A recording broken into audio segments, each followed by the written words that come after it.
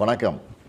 மகிழ்ச்சியோட ஒரு புது எனர்ஜியோட உங்கள் முன்னாடி நிற்கிறேன்.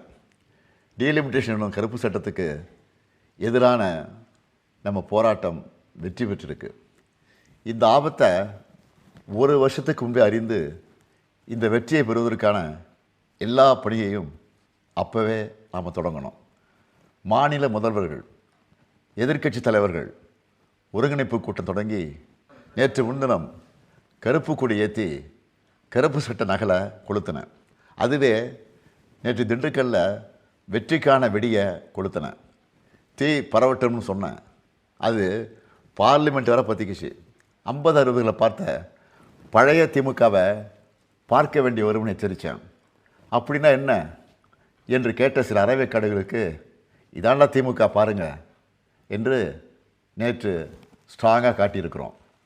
தொகுதி மறுவரையறை என்ற பேரில் முழுக்க பாஜகவுக்கு சாதகமாக கொண்டு வரப்பட்ட கருப்பு சட்டத்தை நாடாளுமன்றத்தில் தோற்கடித்த எல்லாருக்கும் தமிழ்நாட்டு முதலமைச்சராக என்னுடைய நன்றி நன்றி நன்றி.